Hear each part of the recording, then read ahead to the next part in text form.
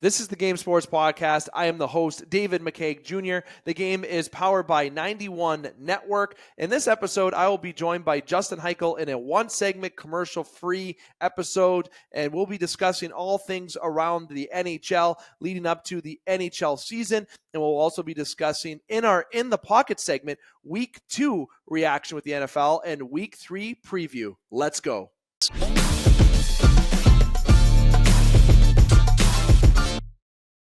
Yeah, and welcome to the Game Sports Podcast. It is your host, David McCaig Jr. Without further ado, I'm going to bring in the co-host joining yours truly this evening, the one, the only, Justin Hyklel. Justin, my friend, how's it going? I almost came in hot with the what's going on, fellas, but it's just you, Dave. So what's up, Dave? Good to be here. Good to see you this week. The early edition, the new early edition of the show this week. Yes, different kind of modification in our schedule change for our pre-recording. Before I get to that in a second, there is, fellas, Bichette's hanging out up there. And that's a good segue because Bo Bichette made his return today for the Toronto Blue Jays after a lengthy absence and injury. So we can say, fellas, Bo Bichette's listening in over there. But truly right now as we record, he's playing baseball. But the Jays should probably make a return to the win column then. And, you know. You know what? They won twice. Build some goodwill with all these season ticket ads they're cramming down my throat on them. I am feel that everyone that's still going to the game is because of the Shohei Ohtani effect. Everyone thought that when they were going to get Shohei, people were just buying tickets like they were going out of style. Maybe I know we're, as a Toronto fan base for baseball, very dedicated, very good. You're always going to get fans, but I feel like there's a little bit of extra sales at the time. But you know what? The team is exciting to watch, and we won't get into baseball too much, as you would have heard at the beginning of the opener, but it's good. We segue a little baseball love into this sporadic chat this evening. It's a nice barn. It's a good place to go for a drink now. It is. And especially on Looney night for hot dogs. If you want to get Looney Dog night when they have that, that's probably a good night to go. But who wants, if you're living in Sault Ste. Marie, it's hard to go to Toronto on a Tuesday to watch the Blue Jays. Yeah, and they're not doing that on a Friday. No. Just like recordings on podcasts, a lot of it don't happen Friday. Well, if you do a podcast and you record on Friday, let us know. Prove me wrong. Nonetheless, here tonight, as I mentioned in the opener, obviously we're going to be discussing two sports in its entirety throughout this segment, and it's going to be commercial-free and all one segment. But as Justin stated, we're recording a little bit earlier. So as everyone that knows the show would know, if you're new to the show, obviously like most podcasts, we are pre-recording, and we usually record on Wednesdays, but we're doing it on Tuesdays just to ensure that we get the clips and get the episode promptly up for you by Thursday morning before Thursday Night Football, because obviously this show is really heavily about in the pocket, but as the year goes on, there's going to be some adjustments when it comes to our show layouts, as shows have that happen often. Obviously, the big meat and potatoes of sports news is football, but there has been some hockey news. Okay, so we're going to dive into both those. But Justin, before I do that, on a more serious and sad note, to begin the show, and normally we don't like going the show this way, but I wanted to just express there was a sad passing away of a friend of mine, a mutual friend of people on the show, such as Nathan Inch. Andy Swanson has passed away. He was in Sault Ste. Marie, Ontario. Andy, obviously, big fan of the show. Played baseball with him. He passed away. Just yesterday was when everything was more released to the public. I'm obviously not really able to give any further details on the matter, but we heard about this yesterday, and I want to say condolences out to, of course, Randy's family, and of course, including myself, but friends of Randy and people that have known him. So we wanted to express those condolences and rest easy, Swanee. Certainly somebody who lit up the room, and he always loved this podcast. He used to always sometimes when I see him, I always say, hey, I've listened to some episodes. You guys are doing great. So he's a fan of the show. And obviously I played baseball with him and hockey with him and lots. And he was just a great individual to be around. So when I learned about that yesterday, it was very sad to hear. And of course, a lot of people are affected by it. So I don't like starting the show on that note, but I want to make sure I express that right away to the platform. Obviously, a lot of our mutual friends listen, but of course, he was a fan of the show and just overall good person. So I want to make sure I give that shout out to Randy, and very sorry to his family for the loss. And it's certainly sad. Like I said, not a great way to start the podcast, but wanted to mention that at the opener. And I'm sorry, Justin, to go in that direction. I just want to make sure I give a little bit of a shout out to someone who was a great person and just a fan of the show overall. Caught me off guard with that one. That was not the name I was expecting to hear. No. And I forgot to mention to Justin off air. Obviously, I had it noted here, and I wanted to make sure I didn't forget to mention. So the show here tonight, as I mentioned in the opener, hockey and football will be the show content that we get into. So we're going to go into hockey first, and as you would have noticed, usually for In the Pocket, we have EJ, and Justin, but EJ is off this evening. So I'm going to take the time to, instead of doing a segment by myself for 10 minutes about hockey, and started on the show with when we had In the Pocket and hockey on the same segment. Okay, so it's not like it's a different layout by any means, this episode in particular, but I want to talk some hockey with Justin, because the last time Justin and I have actually talked hockey has been quite some time. There obviously are hockey guys that really jump on a lot, and recently are Alex and Dane, but I must stress, Justin is the original when it comes to hockey and football. Okay, so it's good to have Justin talk a little bit of hockey, and he's got the Leaf hat on here, and obviously we are both Toronto fans, but we talk about all teams in its entirety. So we're going to go around on a couple of pieces of note, Justin, and then I'm going to let you just take what you want from that. Sidney Crosby, 2 years, $8.7 million contract extension with the Pittsburgh Penguins. Lucas Raymond, long 8-year contract extension with the Detroit Red Wings, one of the young stars in the league. Gonna butt in on the Crosby thing just for a second. Go ahead. See that, Mitch? See that? Say the full name so we all know. Who's Mitch? No, everybody knows. Everybody knows what I'm talking about. And why did Crosby do that? Why did Crosby do that?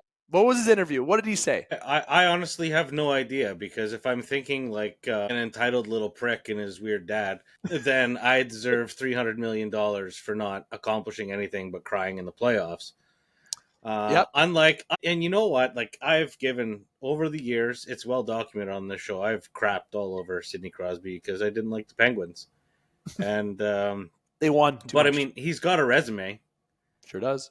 That's worth, based on the market we've seen now, that's worth a lot more than $8.75 million a season, even with his age. That's a steal.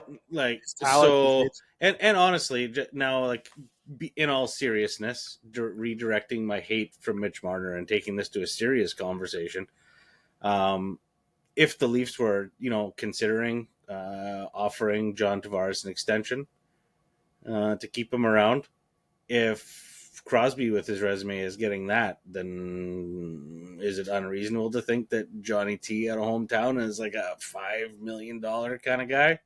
Less. Yeah, I'm glad you brought that up. Less. Does he? Look, Crosby said he wants to win. He wanted to win, and he always has. Winning is more important. Like, that has to be the thing now. Okay, like, I get it. Everyone sees that. Okay, well, players in other leagues are making all. Then go play fucking baseball. You know what I mean? You want to make $700 million a year? Don't grow up in Cole Harbor, Nova Scotia, and be good at hockey. Go to the States and play baseball. All right, you still did okay. You're still doing, and I mean, like, sorry for the Nova Scotia. Like, that's just the first city I thought of with Crosby. Because we're talking Crosby. Yeah, but like, like, there's other leagues that have this same kind of issue, and other sports that have this same. Everyone wants to be the top dog. Everyone wants to make $1 billion. Why wouldn't you? You want to make $1 billion at work. I want to make $1 billion at work. It's not going to happen for us. Maybe in the near future. Maybe one day. Who knows? Like, you have to kind of live within your means. Okay, your salary cap is $80 million. That's great that you want 15. Can you win like that? Nope. Not yet. Not that it's been proven that you can, but we know how you can win. Nathan McKinnon takes a hometown discount. Sidney Crosby takes a hometown. And these teams, I mean, like, the Colorado Avalanche, I would say, as a team right now, are leaps and bounds ahead of the Pittsburgh Penguins. But Crosby leaving that money on the table allows the Penguins to grow, to pay these young players that are coming up, that are getting good.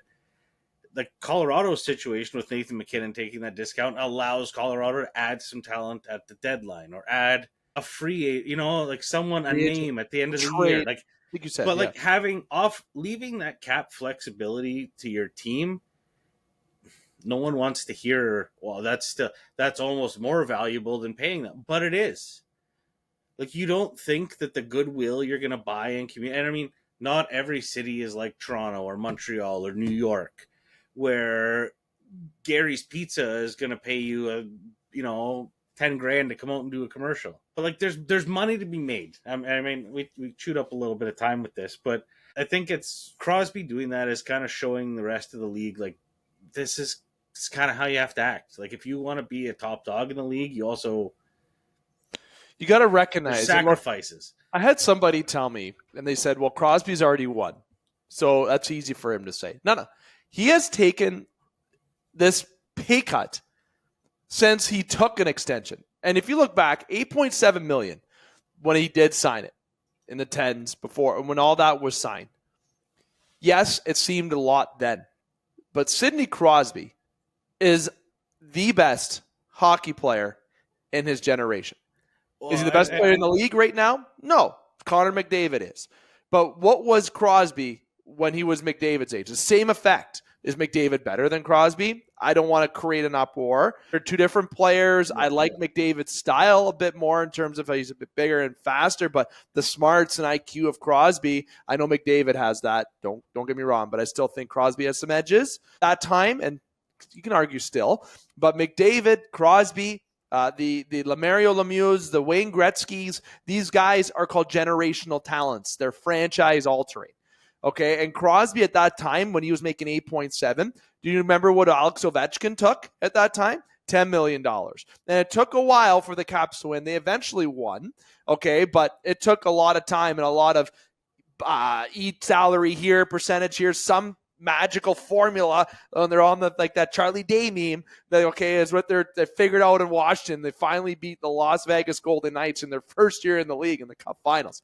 All right, but I'm talking Crosby. Crosby took a pay cut at that time. Malkin took more than Crosby did at that time, if you remember. Okay, and Malkin is not better than Crosby. He was not ever better than Crosby. Was he good? Damn right. He won. He got awards because of that, but he was not Crosby. Crosby wanted to win, and he knew what it took, and it wasn't just because, just being Crosby and having players attracted to playing with you. It was signing the right contract to not cripple your team in terms of salary cap. And he never did. Malkin, a little bit, but number one center, number two center, just great. Then you have a Jordan Staal coming up, right? Then you had Matt Cook and Tyler Kennedy on that third line. Best third line that I could think of in a long time. Sioux native, Tyler Kennedy. Don't forget about Biz. He helped out. Then you got Chris Kunitz. Chris Kunitz is the Zach Hyman of today.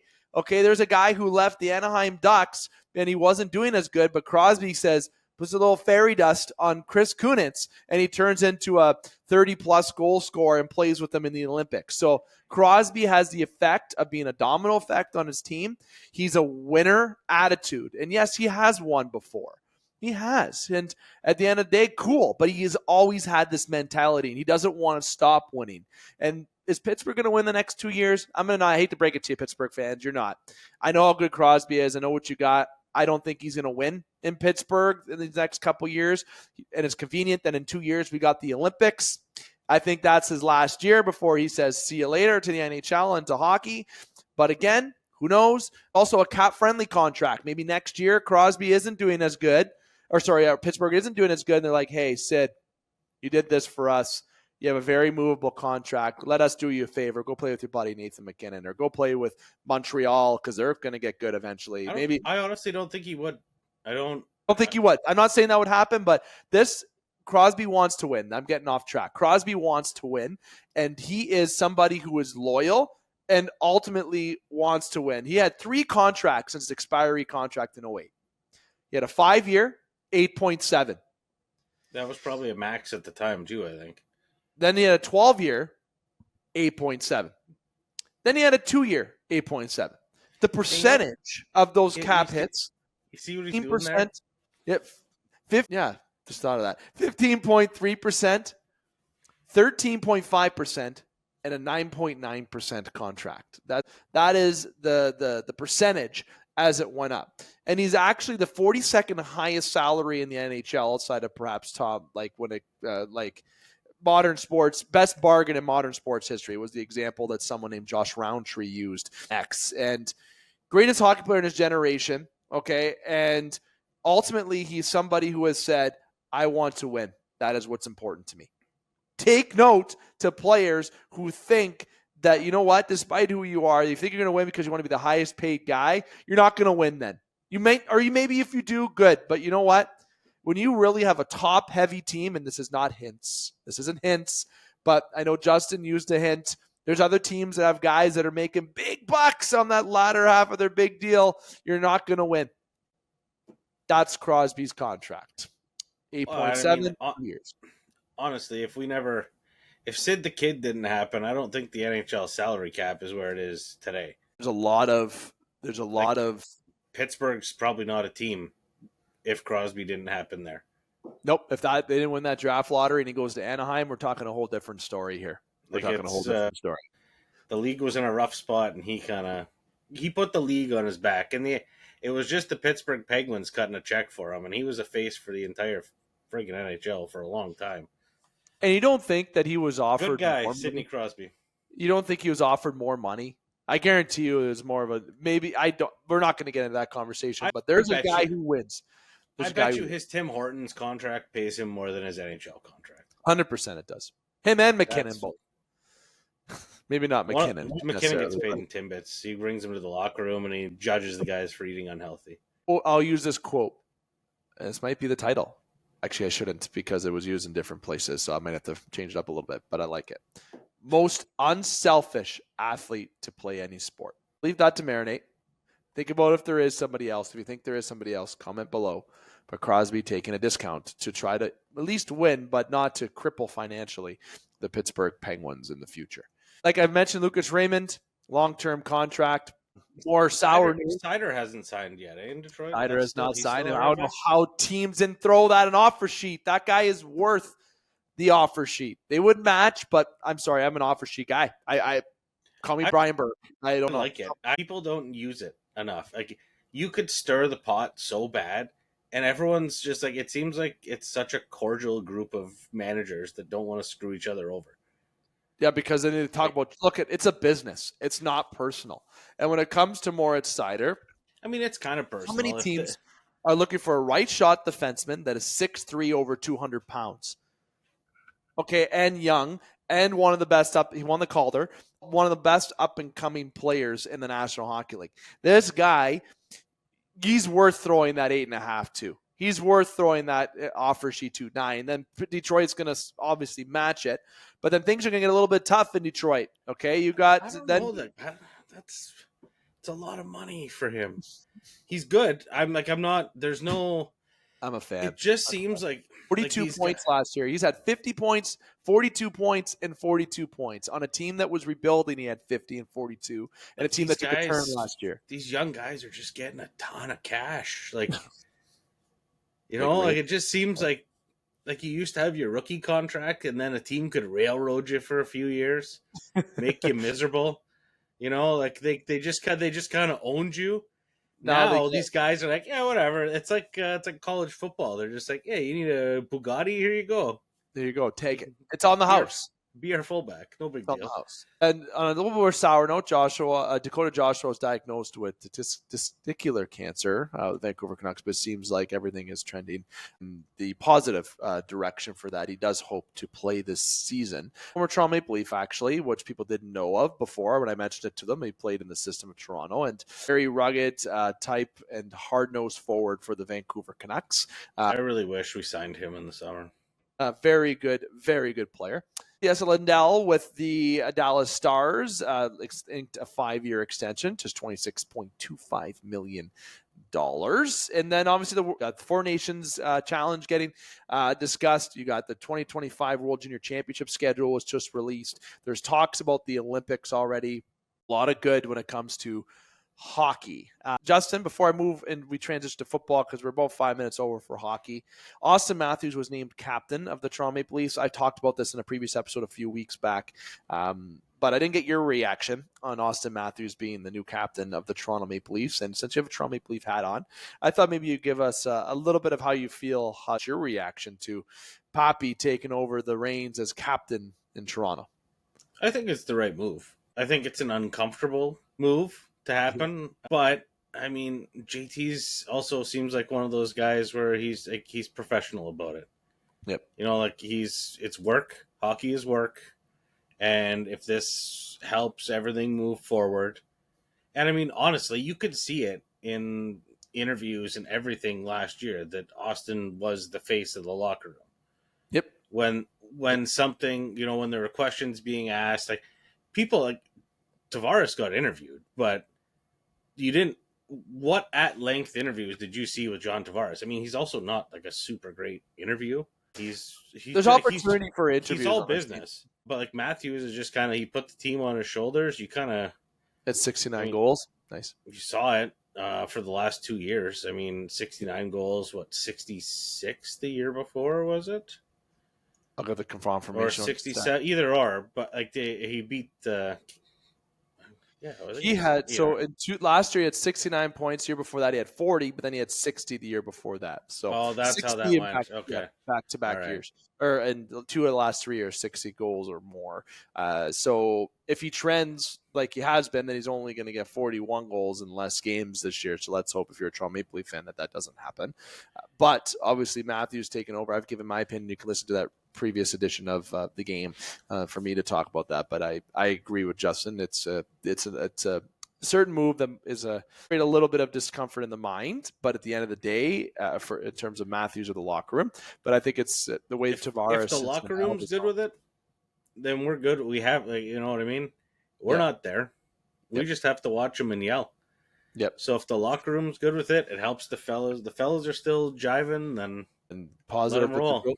The process is what will be the storyline with Mitch Marner this year, and when it comes out, people are talking about McDavid's contract. Like, I honestly hold the brakes, McDavid. In my heart of hearts, which is kind of a weird thing to say when referencing sports, but that's where I'm at.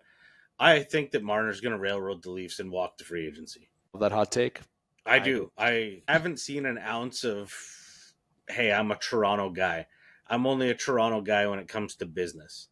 You know what's he's gonna get 12.5 on a team like Philly, on a team like Utah. He's the NHL's Dak Prescott. Speaking of Dak Prescott, we'll transition from hockey to football now. And as we transition to football, this is now going to be the In the Pocket segment. The In the Pocket segment is sponsored, easy for me to say, by Sports Center Bar and Grill, Sault Ste. Marie, Ontario's best sports bar. Overhead full years in a row, best wings. And look, you heard the spiel for the last 8 years. Several years from the game. So if you're in Sault Ste. Marie, Ontario, check that out. If you're not from Sault Ste. Marie, thank you for tuning in. But if you're ever in Sault Ste. Marie, send us a message. We'll give you the directions to Sports Center if you want to go enjoy a nice sports-like atmosphere, have a good frank beverage of choice, whatever floats your boat, and just have some delicious wings and pizza there. Sports Center Bar and Grill. We appreciate Frank and the crew there at Sports Center for always being sponsors and of this segment, but also supporters of this show. So in the pocket, Justin, it's just you and I, the first time this year, week 3, that it is just you and I operating this segment. Usually we have a third and someone who is very opinionated, EJ Russell. Obviously with EJ not here, and we have eaten up a little bit of the time for football, and we're definitely going to stick within the time as we plan to here on the show. So we're going to dive right into a little bit about last week, but we're not going to get into it as much as we used to. And we're going to dive into this upcoming week. Justin, talk about last week. Is there anything that you want to bring to the table that you think is worthy of to bring up just as a reaction? Because obviously when we're recording, yesterday was the last game of the week. I think when it came to the Bears, and Williams had some struggles yesterday, but again, tough situation for him. And for all this week, we're going to talk about our pick'em. There was a lot of surprises this week and a lot of games that went in ways that maybe shouldn't have went in that way. And one of those games was honestly to me and I'm sorry, I was talking about Williams. Obviously, I was talking about the other night there. So talking about yesterday would have been the Falcons and the Eagles. Sunday Night Football was the Bears. So the Falcons and Eagles game went in a direction I didn't assume either. It was a very good game though, and Jason Kelsey did a good job. I think he's got a good knack, but obviously for being a commentator. Did you catch that dance? That was friggin' solid. And his suit was, he never dressed as that pristine, okay? And he dressed pristine, but obviously having the podcast, New Heights, that he has, obviously has some experience there. But the Raiders beating the Ravens, like there was a lot last week that we could look at that I thought was a surprise. Justin, I'm going to leave it to you to talk a little bit about last week before we just transition right into this week. All right. Sorry, choking on beverage there. First off, shout out to Parr for not verbally abusing me after that showing. The Colts versus the Packers. Alex Parr. Yeah, I appreciate you not abusing my inbox after that. We can reevaluate at some point. But Colts defense missed training camp, I guess, and the plane ride to Green Bay. That was awful, absolutely terrible. Along with our receivers' hands. But I got it out of my system. Move along here. Giants, or no, not the Giants, but the Monday Nighter. I mean, Saquon looked like he was on the Giants with that last play of the game. Yikes. Yikes. Like that seals the game. Like, after week one, like, Saquon looked like an unstoppable force. And yeah. I have the text message conversation with Tana's brother, and he was telling me he would have bet his parents' car that Atlanta was going to win that game. And I said, you're crazy. Saquon looked lights out. He could have ended up with my truck. Like, that's basically how that conversation could have went, because I was so sold that the Eagles would have won that game. So it's just a weird 2 weeks in the NFL. Like, I honestly, we say this quite a bit, but I think the parity in the league right now, like, we really are at a point where any team can win at any given time, except for the Giants or the Panthers. But one of them has to win because they play each other this year. Yep. Panthers making a big move, benching Bryce Young and putting in Andy Dalton, the Red Rifle. Yep. Cincinnati Bengals legend. God bless Andy Dalton for putting that one on his shoulders. We'll see how that goes.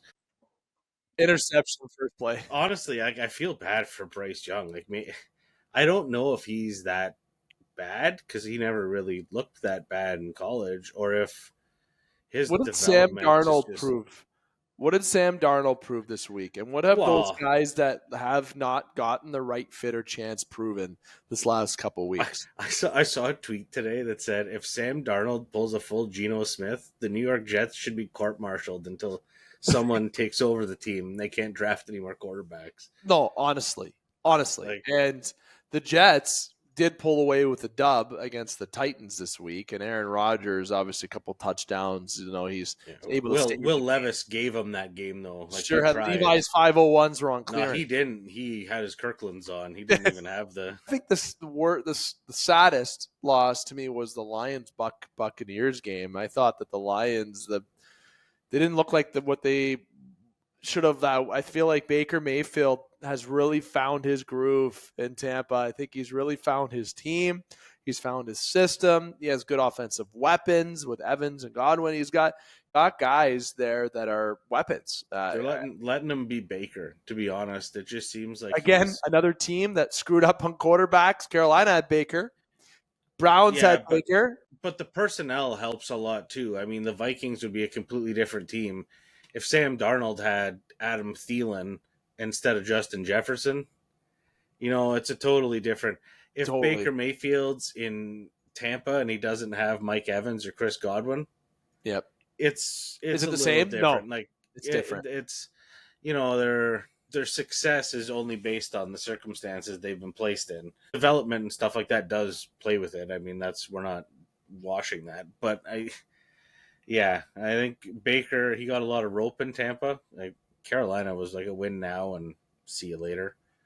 Yeah. But it's we still got a lot. Like, it's only week 2, so I mean we're giving some guys flowers this week, and then by week 6 we might be shitting all over them. So exactly, and like Arizona this week, Marvin Harrison Jr. A lot like his dad, huh? Better. He was better than his dad. I think his dad's what was it? Single game receiving. I think he had like 122 yards. Yep. Just And broke that. Junior blew that out of the doors. I think. What did he have this week? Like 156 or something like that. Like it's In total something yards, close to 150 or something. Like that's 130 with 2 touchdowns. yeah. Okay, that's You want to know how many receiving yards, how many catches that was? it was like 5. Yeah, 4. 4 Okay. for 130 yards. That's big gainage. Big gain per catch, man. The kid is good. He's fast. And him and Kyler look good together. It looks like a good young upcoming there for Arizona. If they can stay together, stay healthy, and have that silly our opinions are. Like last week I was saying Kyler should go back to baseball. Maybe and there he comes out last week with 266 and 3 TDs. Like okay, fuck me. Like all right. 110 shellacking over the yeah. What do I know? Nothing. And the other big shellacking in the week, the Saints. Yeah. Man, yo, you got to reevaluate, okay? You guys look like the Toronto Maple Leafs out there on the inconsistent night. Again, though, I think this shows I misjudged the Saints. I misjudged. I thought they weren't going to be – like I know this is week 2, but that offense has over 90 points in the first 2 weeks. One of them's Carolina. I get it. But the other one's Dallas. That's a convincing W. That's very convincing. Well, especially with the Cowboys defense. I mean, the Cowboys, as a rule, that defense is no slouch. Micah Parsons, kind of scary. Like, I wouldn't want to play against him. I would like to play with him. I would like to have him on my team. Against him, no thank you. Yeah. New Orleans, week 1, they played against the Raiders. Max Crosby, there's another scary guy right there. So, like, maybe Carr's kind of settling in. I mean, there's a new offense this year as well. Panthers week 1. By the way, too. Panthers. Oh, was it Panthers? Why did I think it was Raiders? Panthers week 1, where they shellacked 47 cents. I'm thinking Raiders because Carr used to play for the Raiders. That's you're good. You're good. All right. But I was just diving that in. The Raiders on their first week, obviously played the Ravens. They lost to the Chargers the first week. The Raiders. Side note. All right. But we're gonna keep an eye on the Saints. They're like. Bill, we should make a ranking every week where we have teams and then just post it every week. Like honestly, I like that. A power ranking going into each week. We'll have to do that, or like a little ranking. I like that. Like we'll just make a color-coded chart. Like you have green, you have yellow, you have orange, and you have red, and we'll just put teams in those areas. I like that. Something to add to the set. Who's good to go? Who's maybe on their way up? I'll get some Bristol board this week. I'll do it up for next week for some arts and crafts. Arts and crafts. You should get your daughter to do the arts and crafts. I mean, she probably colors better than me, so. Alvin Kamara, though, has to be the player of the week for me, next to Marvin Harrison. Yeah, he had his Christmas Day game early this year, so fantasy owners, trade him now. Yes, to me. Specifically. Love that. Didn't do fantasy this year. I actually stepped away from doing that. But, okay, so obviously last week was interesting, and we have a pick'em update. My 15-1 week did not occur. This week, me, you, and EJ both had some struggles when it came into this week here. But give us an update on the pick'em, and then we will do the pick'em, which will lead us into a little chat before we wrap up the show tonight, Just. All right. Well, honestly, I could have made better picks last week personally if I just didn't make them at all. So, let's just get into the rankings here. Kegger's gridiron picks in first with 22 points. So Dave getting 7 right last week. The Browns is the Browns in second at 18 and 14. What a battle back. Yeah, I believe EJ also had 7 right last week. Same. And then I'm in third with 17 points, and I only had 6 right last week, which is fucking awful and embarrassing. Awful and embarrassing. Bad week all around. Yeah. Trust me, we usually operate around the 70-60% as the average for the season for all of us. Last year, we were 1 game off each other last year. I'm disgusted with myself. Last week was just a bye week, I call it. It's just a skip week that we didn't count. So if you had our picks, we apologize. This week we will be better. Like we all got the Miami game wrong. We all got the Dallas game wrong. We all got the Lions game wrong. We all got the Colts game wrong, which serves us right. We all got the San Fran game wrong. We all got the Ravens wrong, and we all got the Rams wrong, and then we all got hosed on the Monday Nighter. So at least we were wrong together consistently quite a bit. Yeah, we share good minds here on this show. And because EJ is going to listen to this and he's not here to defend it, I would like to point out that I was the only one that picked Cleveland to win, and they won. I didn't think that was going to happen, to be honest with you. I did not think Cleveland was winning last I understand where EJ's head was at after last week. That's where I am currently with my team, so I can respect it. But the Jags, too. I had hopes for the Jags to be a bit more entertaining. Not a good start of the gate for the Jags. But I'll do the first round of picks. Lead us off, Dave. Let's see what you got. All right, so worst Thursday nighter in quite some time. No, I don't mean to say that. It'll be okay. You have Jets over the Patriots. I got the Browns over the Giants. I got the Packers over the Titans. The Bears over the Colts. Very hard choice for me. Very hard choice for me. Richardson is, I think, waiting. I really believe in Richardson, but I kind of feel like Williams is going to be a road warrior this week. I've taken the Bears. I got the Vikings over the Texans. Believe in that Sam Darnold goal, man. I'm telling you, I'm feeling it. The Saints over the Eagles, because, not betting against the Saints right now. That team is hot. They're going to stay hot. And I'm taking the Steelers over the Chargers, not because of bias. I just think defense and kicking wins games, obviously, especially if you're the Commanders. They showed that last week. They're getting a lot of field goals wins you games. Steelers know how to do that, and they can shut down the Chargers offense. Buccaneers over the Broncos. Raiders over the Panthers. You know why? Because it's obvious. Seahawks over the Dolphins. Ravens over the Cowboys. There's no way the Ravens are going 0-3. Okay. The 49ers over the Rams.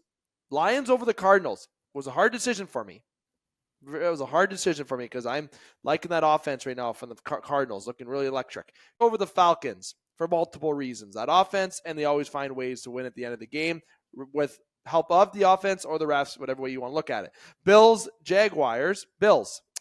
And I got the Bengals over the Commanders. 32-14 Bengals over the Commanders. 28-24 Bills over the Jags. Most points this week, and yes, might come as a surprise because I said 32. 32 is going to be the most points this week, I guess. The Bengals with the most points, and with the least points is, of course, the Carolina Panthers. I think they won't even get a touchdown this week. They might only get 3 points this week. Hike. Well, little different picks. Nice. This week. Taking Patriots over the Jets, Browns over the Giants, Packers over the Titans, Colts over Chicago because I'm in that rut again already this year. Minnesota over Houston, Saints over Philly, Pittsburgh over the Chargers, only because it's the Pittsburgh home opener. That was my deciding factor on that game. Tampa over Denver, Vegas over Carolina because Seattle over the Dolphins. I think this is an opportunity for Seattle to maybe get one on the Dolphins and get the wins rolling here. Yep. Ravens over the Cowboys, same reason. The Ravens can't go 0-3. I just don't see it happening. Niners over the Rams, which I was a little tossed up on. Now the favorite is so tipped on the Niners here. I don't think this should be that big. I really don't. Sorry. I don't think so either. Like the Rams didn't look awful against the Lions, but they didn't look great last week. And the 49ers are missing most of their offense. So it'll be interesting to see. This is one of those games where Brock Purdy will probably add a little bit to his resume if the 49ers can win. Yep. Cardinals over the Lions, because I think the Lions secondary looked pretty abysmal last week. KC over Atlanta, Buffalo over Jacksonville, because James Cook is an animal. And the Bengals over Washington.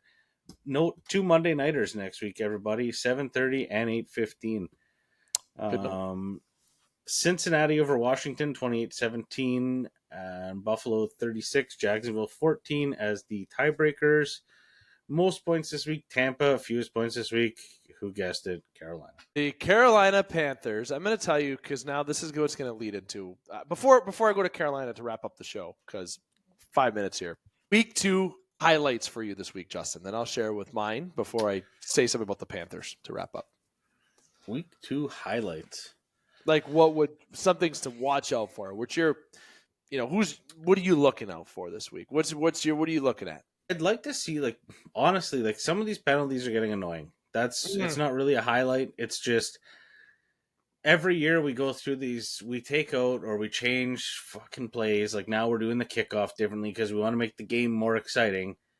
But then the refs are calling an illegal man downfield or an illegal formation every fucking play, and we got to sit around for 10 minutes.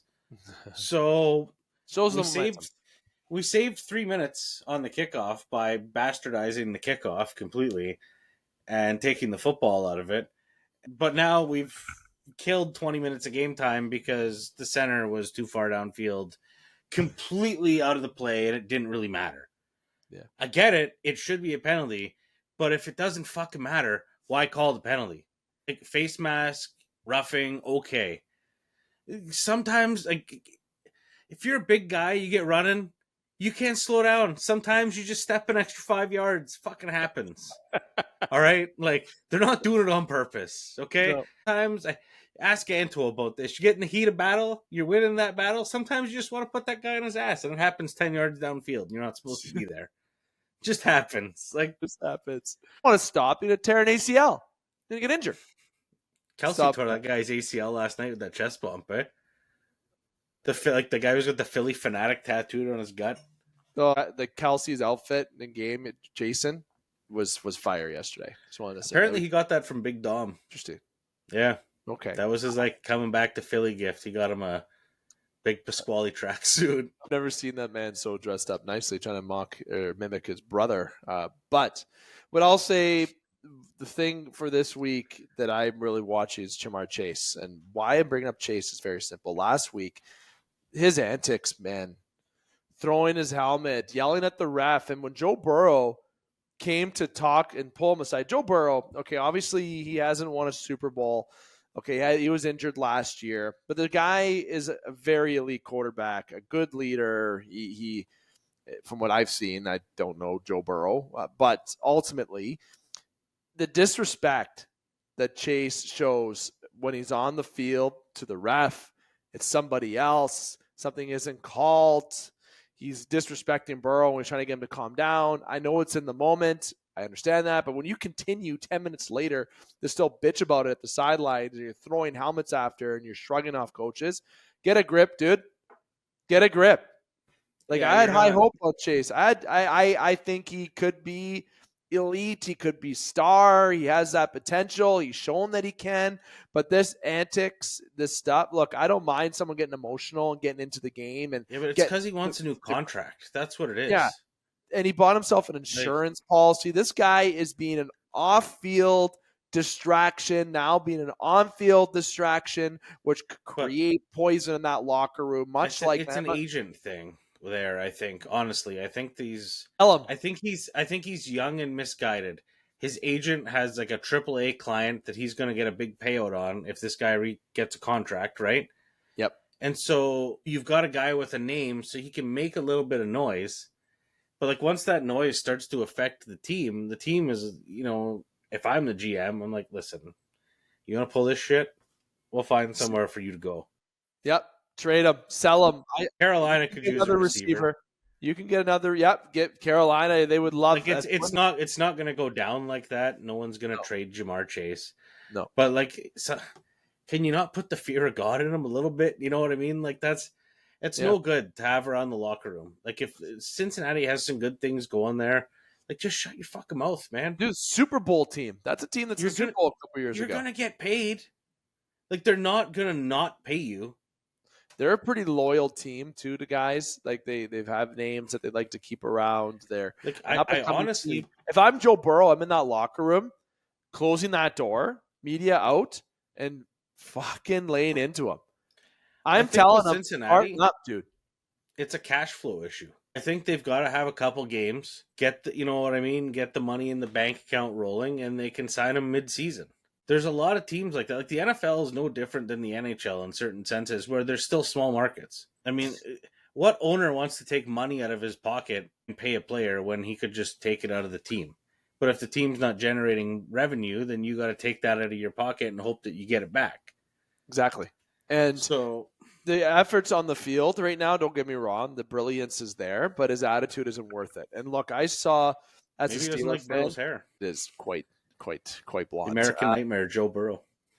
Cody Rhodes version. I will say Antonio Brown, and this is my example. The Antonio Brown, when he was on Pittsburgh, when he had interviews and everything with Ben, when things were starting off there, and then went into a couple good playoff runs and seasons, it was great. It was match made in heaven, those two. And then Jones comes around from Cincinnati, and I Scrambled his brains.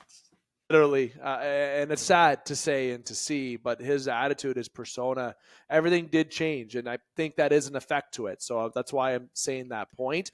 But the antics that Jamar Chase is showing is starting to lead to those Juju Smith-Schuster issues that where he was on TikTok dancing, if I remember correctly, whatever the heck it was there, what he was doing, I forget. But it's these antics that were on the field and kind of ignoring calls and chirping players. Even not that Jamar Chase has chirped players, but when he's shrugging Joe Burrow off, he's trying to cool him down. That's Joe Burrow. That is your guy. That is your quarterback. He throws you that ball. He's the leader on that team. He's the face of that franchise. Know your role, man. Know your role. You know your role. I almost think, and maybe in a situation like Cincinnati, like they would benefit from a wide receiver coach who can kind of can you not bring like Ocho Cinco around just to control the personalities? Because well, I mean, like in Indy, we have Reggie Wayne as wide receivers coach, and it just helps. Like, you know what I mean? You have a coach who's an X's and O's guy, but then you have a guy who's in between who can like bring up the players' concerns to the coaches, where like it's just like an intermediary that can. Like, because sometimes when you got a 60-year-old offensive coordinator, he's not hitting with the players the way he should be. You know, like it's no different than other sports. Like, yeah, I just coach, we don't want to play the trap all game. Play the trap. Okay. When I just saw him throw his helmet and cause that penalty, I said he's going to get a penalty, and he kept going and kept going. It's like enough. I know the refs. I played sports. Hike has played sports. Two different sports. And like, we're not Bengals fans. Imagine being a Bengals fan seeing that shit. You're sitting there with that guy's jersey on. You're like, fuck. You shot yourself in the foot. That call, that play is a big change in that game. Chiefs go down the field and Butker kicks you in the butt. See what I did there? Did what I did. All right. So last topic. Well, and to be honest, I don't want to. I cut you off like 1,000 times. You're good. You're allowed. Good podcast. Basically what I want to touch on there, I guess, is we didn't talk about how good that fucking game was. So good. That's the issue. Like, we talk about this guy having a hissy fit, and that was probably one of the better games of the week, and no one talked about that. Not one, like, Monday morning show, they weren't talking about how Cincinnati and Kansas City were, like, neck and neck with each other. They were talking about how they got a drama queen. Literally. So, like, KC got no attention. Yep. Cincinnati playing a good game with no wide receivers got no attention. Just this dickhead. Like, exactly. The best games of the week. Onwards and upwards. The last topic that I'll do before we wrap up, the Panthers. I want to bring up something about the Panthers. Said last week that I think this is going to be a team that's over. Is that realistic? Would I actually throw money down on that? If it involved money, no, but I truly do have that feeling in my stomach that we're going to see. I can't say they're going to be the worst team in history because that's already happened. I want to throw the prediction because I did say it last week. I'm going to remind everyone in week 3 that I think the Panthers are going to be an offer this year. Okay, I want it to be. I am going to say it that they are going to be an offer, so it's recorded last week and this week. Okay, so I'm going to give us a little mark clip. I gave it a mark clip, so if I ever need to replay it to the world to see if I'm one of the only, but I don't think I am. I think a lot of people are on that train. But the Carolina Panthers this year, I'm going to go through something quick, okay? They got the Raiders this week. No. They got the Bengals the next week. No. They got the Bears the next week, but on the road. So, no. It's a maybe, but I'm going to say no. Falcons the following week. No. Maybe, but the Commanders got a kicker that can kick a lot of points for field goals, and they can get 20 points alone just on kicking, where the Carolina Panthers can't even score that many points in 2 games. So, no. The Broncos and Panthers, that is the only game where I think the Panthers have a chance against the Broncos. But, again, they're on the road. Dave, they play the Giants in Germany. Like, that is what I've got as the game. There's that game. Saints and Panthers before that. Saints are going to another wipeout of that game. Chiefs and Panthers after the game in Germany. Oh, Buccaneers and Panthers. Oh, you know Baker's going to come out and say to Carolina and just show them one.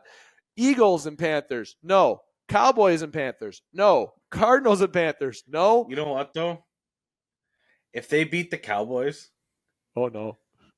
Nothing would make nothing would make anybody on the planet happier than the Carolina Panthers beating the Dallas Cowboys. Panthers Buccaneers on the road, no. And then the final game of the season is the Falcons on the road, no. So this year, if you want to asterisk, jokes aside with the Cowboys, love that. That'd be funny. But you can maybe star the Germany game between the Giants. You can maybe look at the Broncos game a couple weeks prior to that. Maybe you're looking at the Commanders game. So there's 3 games. I know people say the Bears. No, I think the Bears are going to beat them pretty good the way they're playing. But again, the Commanders showed that they can get points just by their kicker. So 3 games this year where there's that, and there's always one trap game. And that one trap game is maybe the Cowboys, right? So is that the trap game, or is that trap game the Cardinals game? Okay, the Cardinals that are trying to make a run this year, I don't think it is. So there's 3 games that either are maybes on people's minds with one trap game. I think there is no 3-game maybe and no trap game. I think they're a least favorite in every game, and they're going to lose every game. I don't see it even in Germany. Look, New York, I don't know. That could be the game that gives me that little feeling in here that says that could be the trap. But I think the Panthers are over this year. Calling it. They are so bad. They are trash. They are garbage. I don't think so. It's a lot harder to lose every game than it is to... Like, I just don't think it happens. They're not so extraordinarily bad that they could lose every game. Not with the games that are on that schedule. Germany game is the game. I'd be willing to bet, though, that they will set a record for the most punts this year. Like that. Let me give you this. After the Germany game, I said there's Chiefs, there's the Bucks, there's the Eagles, there's the Cowboys, Cardinals, Buccaneers, and Falcons. Okay? I know you make your joke about the Cowboys.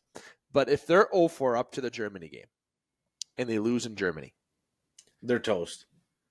Are they 0-4 from there? Do you agree that after November 10th, if they're 0-4 in Germany, that they're 0-4 for the rest of the year given those opponents that I mentioned? I think they're toast unless Atlanta is so far out of a playoff game in that last week where they don't play people. Oh, or if they're in it, even if they've clinched. Because Tampa's in it for sure out of that division, and the Saints are in it. So I think it's going to be a real uphill battle for Atlanta to make the playoffs. Point. Big win last week or this week. The Saints, as of right now, like early season predictions, the Saints are winning the division, and the Bucks, I could confidently say, probably have an NFC wild card. The way they look Bucks right now, look good. So dang, like Baker is baking. Okay, well, he's making some brownies in that kitchen right now. Okay, he's the got Tampa brownies. Bay defense is always good. Yep. Like a bare minimum 7 out of 10 defense, you're always going to have in Tampa. So, and I'm always an Evans fan. I like Mike Evans. I like their offense. I think now how Rashad White, what that injury news is like there, or what's going on, may play into it. Especially now that the Chiefs signed Kareem Hunt, who is like the good free agent available. Chiefs get what they want, right? But yeah, I don't know. It's going to be interesting. We'll see how it shakes out. I want to know what people think Panthers if they're going to finish 0-4. I know I'm not the only person to think that. I've already researched that. I know I'm not the only person, but I'd like to see. I think a good point to bring up is if they don't win by Germany and they lose in Germany, are they finishing 0-4? That is the question that I will ask. That's different. They should stay in Germany. They should just stay there. And don't forget what the Panthers gave up for Bryce Young. Hindsight's always 20/20. I know, I get it, but the Bears offense. Full offense. Justin, it has been fun. Before we go, why don't we get a laugh at the Carolina Panthers homepage? You are visitor 3 today. Just kidding. That didn't happen. I just wanted to throw that under the bus. Oh, thanks. It is the show that we had multi-topics on. We, instead of breaking up in segments, commercial free. We hope everyone enjoyed it. Justin, it felt good talking a little bit of hockey with you. It's been some time since we've done that. Yeah, it's good to scratch that itch because we're about a month, a little under a month. October 9th is puck drop if you're a Toronto fan, but in the season it's around that realm. We're hitting 3 weeks. There is 18 days until puck. That's not the right math. Don't count me out. Just over 15 I think it's like October 13th or something like that. Like here. Either way, just over 15 days. That's good. Just say just over. Yeah, we're close. Days. We're close. Is when puck drop is. Couple weeks. And Kagami will be open. No one knows what that is. It's my bar downstairs. It's called Kagami. If you know, you know. If you don't know, I'll tell you another time because we don't have the time now. If you don't know, you're not invited. Justin, thank you very much, my friend. It's been great, and I have to say this every week. Love that background and that Joker poster right in the background. I always look at it. It's awesome. Hey, there's some changes coming. So next couple of weeks, we're going to see some stuff moving around, some new additions. By far the best background of the show. Mine's so simple. Justin's has the most aesthetic. We'll keep it fresh. I love it. I'm on a sports show and I'm sitting here in nerd paradise. So I love it. That's great. So Justin, thanks, my friend. Next week we'll be planning to record on Tuesdays for the remainder of this month, just until as we get into a new schedule. Because as everybody may have heard, there's some good things coming with the show in terms of where we're going to be shown, but it will still obviously direct you to all the platforms that we are currently on. So I'll give you more details once that is all official. But a lot of big things coming, and with that will come kind of a reformatting of the show agenda, but not our content in general and what we do. It's just continuing to grow and update here on the show as we are 8 years in to the podcast. And obviously this has been the 8th season of In the Pocket, 3rd week of In the Pocket for this season, and some ice talk that Justin had. So thank you again to Justin for taking the time. I want to thank you to you, the listeners, for coming on by. Make sure you hit like, follow, and subscribe on all the platforms of the game. That includes 91 Network. That's the YouTube channel that we are on. And that, of course, yes, that I started.